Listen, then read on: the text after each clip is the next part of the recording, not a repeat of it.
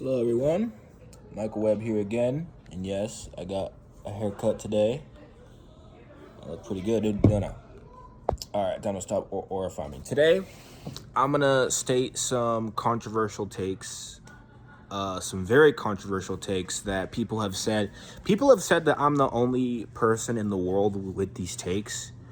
So I wanted to come on here and state them because, I mean, I want to become a solid source on YouTube and TikTok and whatever the platform is and whatever the case may be, and that's not gonna come, and that's gonna come with also you guys having to know some of my hottest takes of all time. So let's get it started.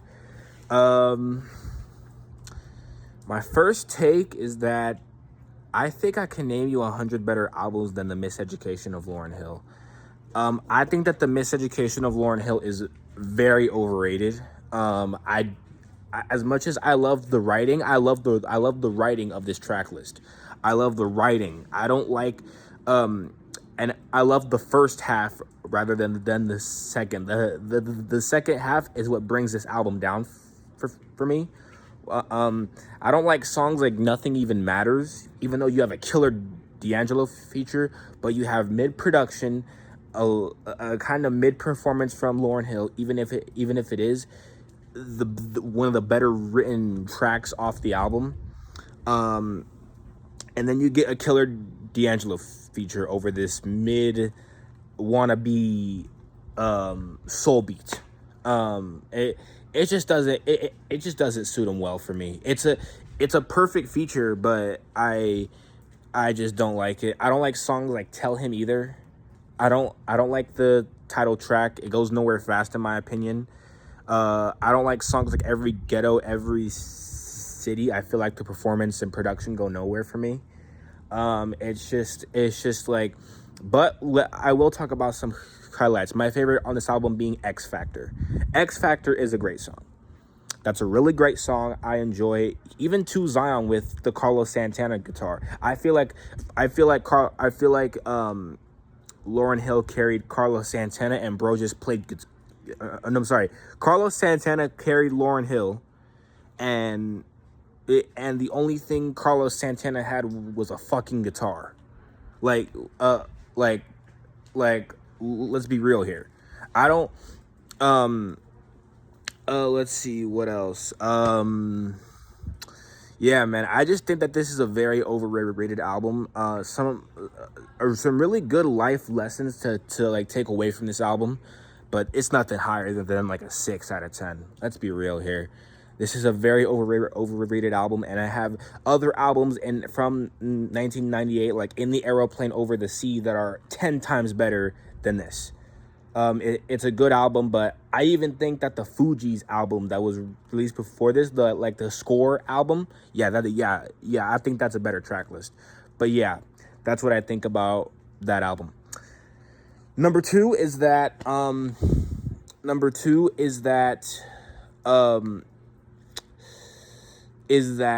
okay, hold on, I have to think. I think that amongst those 100 better Miseducation of Lauryn Hill albums, I think I'll name you 10 that I think are the most controversial. Speed and Bullet to Heaven by Kid Cudi, Some Sexy Songs for You by Drake and P&D. Let's see what else. The Big Day by Chance the Rapper. Relapse by Eminem. Lost Americana by MGK. Free by Kid Cudi. Also, I think Haram by Arm & Hammer and the Alchemist is better. I'm just name those 6 or 7. I'm not sure how much that was, but yeah. But like, I'll start off with Speed and Bullet to Heaven.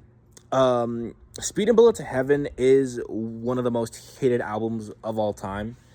I'm not gonna deny that, but like, I'm not gonna say that I don't like this album because I do like this album. I think it's a solid 6 out of 10. I think it's slightly better than the Miseducation, even though you have some lowlights on here, like an Adventures or a song like Anomaly. But hot hot take, I do like the return of Chip Douglas. Like, I know that I'm saying like these controversial takes that sound like rage bait, but guys, go check my album of the year page. Yeah, I'm not playing here. Like like I have some controversial takes that are seen as rage bait, but like real ones know that like they're not rage bait. This is not rage. I'm telling you right now that this is not rage bait. I don't rage bait people for the sake of rage baiting people. These are takes that I can agree. Like, I'm probably the only human on earth that has these takes. But I do think that some of Kid Cudi's best songs are on here, and some of Kid Cudi's worst songs are on here. Like A Handle with Care, A Judgmental Cunt being one of his best. Or when you look at a song like Edge of the Earth, Postmortem Boredom, or Confused, those are as also his best. Like, those are really great songs that are added to like the Kid Cudi arsenal. I think that Handle with Care is maybe a top 20 Cudi track ever. But the worst songs, yeesh. Adventures, it's just long for no reason. I think it's one of Kid Cudi's worst songs. I don't like the performance. I don't like the production either. It just goes nowhere fast. Also, another song like... what's another song? Anomaly. I don't like Anomaly very much. I don't like the whole demo section except the return of Chip Douglas and maybe Wait that has grown on me. But overall, like, there's just some really bad songs on here. There's some really bad songs on here, but some really good ones as well. It's a solid 6 out of 10. Yeah. Some sexy songs for you by Drake and P&D. I know that you guys say like, bro, say that, oh, like Drake, this is auto-tune slop or whatever the case is. Yeah, this is a 10 out of 10 album for me. This is a top 10 album of 2025 for me. Going into this album, I thought that, yeah, bro, Drake was already washed as it was with For All the Dogs and CLB and whatever the case was. But, bro, after my first listen of Some Sexy Songs for You, I thought that, like, bro, what the fuck? This is a masterclass of R&B music. I love it to death. I'm getting songs like A Greedy, which is Heaven, When He's Gone, Celibacy, On My Way, a Nokia, Lasers as well. Like these are just amazing R&B tracks. Even like, bro, I don't want to hear about the Meet Your Padre. Like I heavily mess with Meet Your Padre. I love Meet Your Padre. Hot take, bro. I mean, Meet Your Padre goes absolutely insane on the speakers at a damn Mexican party. I've played it before. It goes crazy. But yeah, man, it's just a masterclass in R&B. Amazing chemistry from the both of them. I do wish that P&D had more placements on this album, even though he's on like, I think maybe like, I don't know, like 17 or 18 out of 21 tracks. But yeah, man, this is just a masterclass in R&B music, and man, like I would not trade it for literally anything, man. This is peak music, man. All right, that's Some Sexy Songs for You. Next, we're gonna move on to Lost Americana by MGK. Yeah, man, this is probably like my hottest take. I'm not sure what's hottest at this point, but yeah, man, this is I'm a huge rock fan. I love post rock. I love metal. I love all types of rock. I've listened to Deftones, Around the Fur, White Pony albums. Let's see, albums like A Master of Puppets, for example. Like I've listened to a lot of metal albums. I made my album of the year list from 1950 to 2026. I listen to a lot of music, guys, a lot. And bro, if I'm being honest, like, this is the album where I feel like MGK was turning a new leaf. He's been doing, but before Lost Americana, he's been doing music for, he's been doing rock music for maybe the latter half of I'm sorry, not the latter half, but the better half of what, like 5 years after the Eminem beef. Like, if he just took like that 5 year hiatus, didn't drop Tickets to My Downfall and Mainstream Sellout and the Sad Boy album, which are both like, okay, Tickets to My Downfall I gave a 1 out of 10. Mainstream Sellout I gave a 2 out of 10. There are a couple of songs in there that I do like, and Sad Boy I gave a 0. Like, why not take the best? Why not take take a song like a Kiss Kiss on Tickets to My Downfall? I think it's on that album. Put it on Lost Americana. Same thing on Mainstream Sellout. Put a Last November along with a song like Emo Girl, which is, I think, is like a, actually no, I think that Emo Girl should have been left off. But no, take Last November and put it on Lost Americana, and then just scrap the Sad Boy album. And then, to me, this album would have been better. Like, okay, but now let me talk about Lost Americana. Lost Americana is that, I think it's his 7th full-length album. MGK just completely blew my mind on this album. When I'm getting productions like an Outlaw Overture with that electric, with those electric synths, the roaring guitars blaring in back, with him just chanting, it's perfection. And then I'm getting the acoustic guitar ballad, and at the latter half, like, bro, this is a killer way to like start the album. Like, on this album, MGK could do no wrong. When I'm getting perfect songs like a Treading Water, where the production is building up with this writing about like what he's been going through, and this, that, and the other, like I can't, like, I'm looking at this and be like, how could this be better than how could The Miseducation of Lauryn Hill be a better album? It's not a better album. It's overrated. I like it. Like, I'm tolerating maybe the first half, but like, bro, like the second half just turns, it's, I don't know, bro. I don't know, guys. But it's just an overrated project as a whole. But now I'm gonna go for another album. Free by actually no, I'm gonna stay on Lost Americana for a bit, but it's just like MGK completely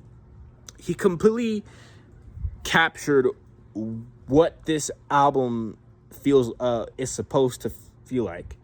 When you have a title like A Lost Americana, and I've seen the movie trailer, like, he completely captured what this album feels like.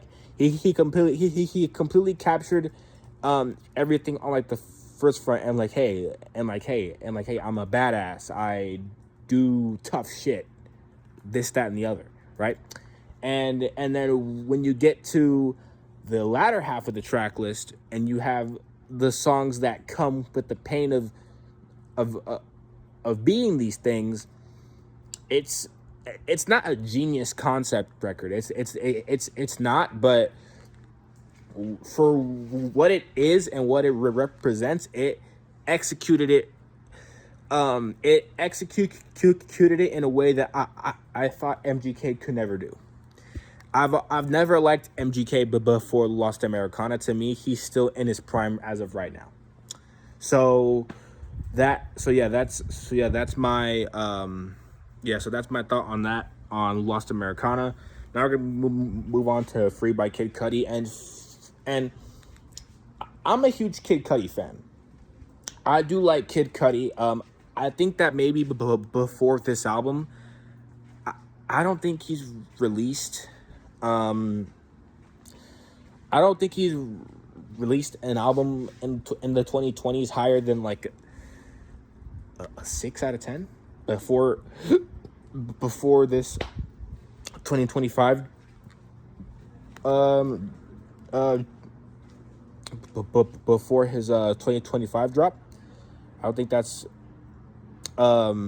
yeah, he hasn't released an album in the 2020s decade that is above a 5 out of 10. Either not, I'm gonna say a 6 out of 10. Intergalactic is not that great. Same thing with Insano. It's just mid. But but this new album feels like him turning a new leaf. He's going into alternative pop, and from looking at this album, like I thought that he was gonna go into like an Imagine Dragons type of thing. I'm not a big fan of that band. Yeah, that's just yeah. That's pop bait, brothers.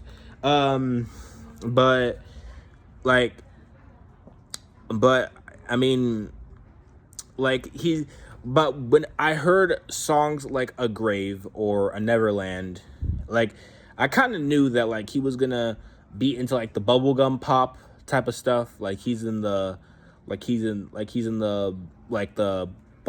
where you're getting heavenly vocals and built up productions and synthy wavy productions too.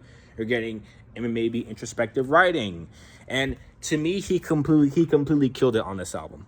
He killed it in every single way possible. There's not a song that's below maybe an 8 out of 10 on this album. I love a song like A Grave. I love a song like A Picnic in Paris. I love a song like A Stargazing. That's my favorite song off the album. Saltwater, even though people critique it, I love it. Like it's just I don't understand the hate that this album gets. I genuinely do enjoy it. It's a 10 out of 10 in my books, top 10 of 2025. But yeah, I spent too long on this take, but I'm gonna continue going with like my third take. Let me see. Let me see a good. Let me see what. Oh yeah, The Carter 6 is Lil Wayne's best album this decade. I'm not sure if that's a hot take. The Carter 6, I do have it as a 6 out of 10. No pun intended. It's not better than The Miseducation of Lauryn Hill, that's for sure. Like, you can have albums on the same numerical ranking, but they're not. But one is better than another. That's what I'm saying. The Carter 6. It has some of Wayne's best music this decade, like a Welcome to the Carter, like the entire track run from Welcome to the Carter to Cotton Candy. It makes if the quality of the songs that came after that got worse, the track run from 1 to 7 would still be it would still make for Lil Wayne's best album in the 2020s decade. It would probably drop down to like a 3 out of 10. So but like overall, like you're getting songs like A Cotton Candy, like These Days, like that track from like 1 to 7 or 8 I do like. I'm not a big fan of Flex Up. Island Holiday is horrible. Loki's theme is good up until those metal guitars come in at the end of it. Peanuts to If I Played Guitar, hot take, I love this song. This is a really great acoustic ballad from Wayne. I do enjoy it. Peanuts to an Elephant. It's a good song. It's good. Like, I enjoy it. It's fine. The beat's kind of goofy, but I like his flow. His cadence is good. Rari is a mid song. Maria, yeah, I don't know what we're doing there. We completely lost the plot with Maria. Like I understand. Like the Carter, like Maria was like one of those songs why I do believe that the Carter 6 does deserve some hate. I don't think I think that Wayne kind of tried on this album because it is a Carter album, but it's the worst still in the series. It's not better than a fucking Carter 5. Let's be real. It's not better than the Carter 4 or any other Carters that came above it. Like, you can maybe make the argument for like the Carter 1 being like the Carter 1 versus the Carter 6 is kind of the matchup that I would rather have here rather than like Carter's 2 through 5. But yeah, I do think that it's Wayne's best album this decade, even though I do think some of the attempts on this album are gone horribly wrong. It's just like, I feel like this album could have been better. I mean, this could have been a really great listen. It could have been a really good album, but it's just not. It doesn't come down to that. So I have it as a light 6. It's not better than the Miseducation of Lauryn Hill, but it has some really great songs on here, like A Welcome to the Carter or A Cotton Candy. All right, my next hot take that I have is my number 4. Oh yeah, Tomorrow We'll Never Know by Mac Miller is better than Sing About Me, I'm Dying of Thirst. I think I'm at that headspace. Balloonerism is just it's so good. It's pure Kevin. I love Balloonerism. It's a top 20 album of all time to me. Like, it's Mac Miller's best album. There's no way that, like, when I'm getting gut-wrenching songs like A Friendly Hallucinations or a Miss Deborah Downer, how can I look at this and be like, how is this not perfect? How like, Mac Miller was such in a dark place while he was writing this album. It makes me cry every time I bump this album. And then when I thought that I wasn't about to cry enough, you get fucking Rick's Piano. Oh yeah, that's a tearjerker, to say the least. Almost made me bawl my eyes out. And then you get Tomorrow We'll Never Know, and you're like, oh fuck. Like, bro, this is like, Tomorrow We'll Never Know. It's literally him confronting death. He's dying on this song. He is dying. It's from spiritual. It's from physical to spiritual. You're getting you're getting a 7-minute production where it keeps on building and building and building. And then you get to this kind of end spot where the production ends, and then the phone ringing creeps back in and the kids are playing. Like there's no way this is not a perfect song. It's a top 10 song of all time to me. It's also Mac Miller's best song, and to me, I feel, and then so conceptually, you get a more conceptually better ending with Tomorrow We'll Never Know. With let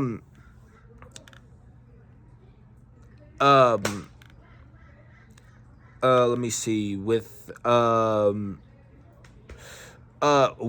Sing About Me, I'm Dying of Thirst, like I do love the perspectives of where Kendrick Lamar is rapping, but at the same time, like, we're never going to see an end to this song. There's forever going to be another Keisha's sister. There's forever going to be another Dave's brother in your life. There's always going to be another there's never going to be another Kendrick. I'm sorry. That too. But there's never going to be another Mac Miller. And Mac just completely, he puts everything on the table of like what he's dealing with. Like, he's just confronting death on this song. This is a perfect song. This is a pure sadness. This is what that is. I can't. It's better. If Tomorrow Will Never Know was on Good Kid, Mad City, it would be the best song. It would be. It's over. Sing About Me, I'm Dying of Thirst. This song topped Sing About Me, I'm Dying of Thirst. There's no way, like, I would have this over Sing About Me, I'm Dying of Thirst. Like, I'm gonna do my top 10 songs of all time at one point, but just know, like, I'm going to have Tomorrow Will Never Know over Sing About Me, I'm Dying of Thirst. There's no, it's just, like, bro, we lost a legend. I don't know, man. Rest in peace to Mac, man. I'm gonna move on. My last take for today is my last take for today. Let me see.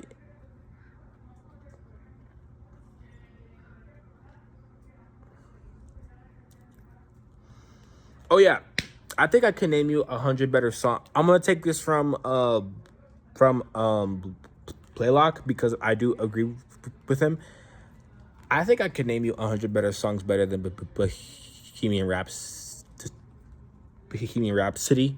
Like, I have people close to me saying, like, this is the best song of all time. This, that, and the other. It's a perfect song. Don't get me wrong. It's generationally great, but it's not better than a song like From the Place Where He Inserted the Blade by Ants From Up There. It's not better than A Basketball Shoes. It's not better than A Lover You Should Have Come Over by Jeff Buckley. It's not better than A Heaven or Las Vegas by Cocteau Twins. It's not better than a song like New York State of Mind